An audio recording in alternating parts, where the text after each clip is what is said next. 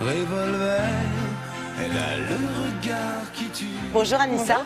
Et ça se passe sur une chaîne américaine et c'est un peu un retour à l'enfance, ça fait rêver ça. Alors oui, ça fait rêver petits et grands et effectivement direction les États-Unis. Alors on parle de quoi? On parle de chasse au trésor. Oui. Alors effectivement quand on est petit, on va dire que les enfants sont fascinés par les chasses au trésor étant d'imiter leurs idoles chevaleresques issues de contes ou de dessins ou de films animés.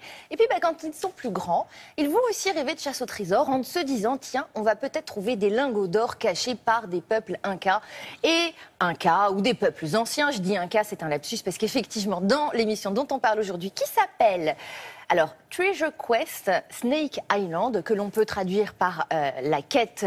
Snake Island, c'est l'île aux serpents. Et l'île aux serpents. On va dire la quête du trésor, l'île aux serpents. Ah oui, ça se mérite. Ah, ça se mérite. Et évidemment que ça se mérite. Alors ici, vous n'avez pas d'enfants, vous avez des adultes. Ces adultes cherchent un trésor et pour cela, ils vont devoir affronter certaines épreuves. Alors évidemment, pas n'importe lesquelles. Et si ça s'appelle l'île aux serpents, ce n'est pas pour rien. Pourquoi les serpents? Regardez. Hidden somewhere along the southeastern coast of Brazil lies hundreds of millions of dollars worth of lost Incan gold. For 500 years, many have searched, fought, and died for this elusive bounty. But all have failed to hold on to it. Now, an elite team of treasure hunters is following a radical new theory that is leading them to the one place no one dares to go. Queimada Grande, Snake Island.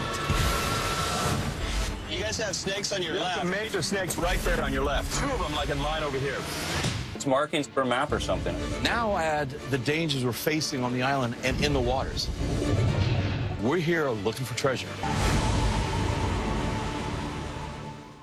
Mais finalement, ça fait un petit peu moins rêver que ce que l'on pensait. Hein. Ah, c'est sûr, c'est pas un film animé. Là, on est dans une télé-réalité. C'est vraiment une chasse au trésor façon télé-réalité, docu-réalité, mais plus les codes de la télé-réalité. On est dans le lourd, là. Alors, les chasseurs de trésors, évidemment, ce sont des experts. Attention, tous des spécialistes en archéologie, en plongée, en histoire, en peuple ancien. Donc, voilà, ce sont des vrais chasseurs professionnels dont le job est réellement, à chaque fois, de découvrir des choses qui ont été oubliées par l'histoire et par les gens.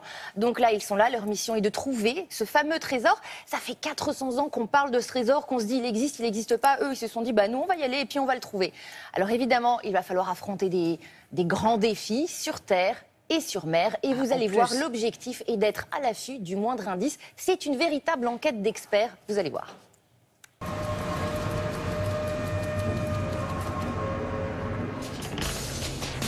Look at that. Oh my God. That's man-made.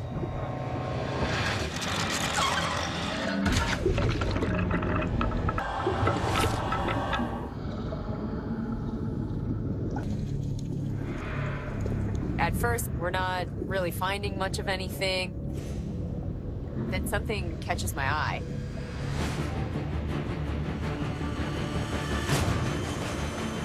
This giant anchor just materializes.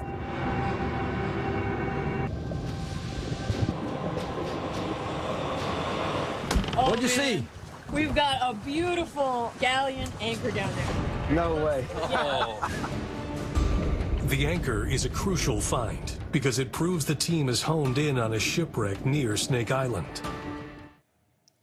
Alors, c'est pas uniquement une émission de télé, vous dites qu'il y a à l'origine une histoire qui est vraie, c'est la réalité. Ah, mais c'est une réalité, c'est une véritable légende. Une légende qui dit que le peuple inca aurait caché avant sa disparition de l'or massif, parce qu'ils avaient en leur possession énormément d'or et qu'ils auraient caché cet or, ils l'auraient enterré parce qu'ils ne voulaient pas qu'il tombe entre de mauvaises mains.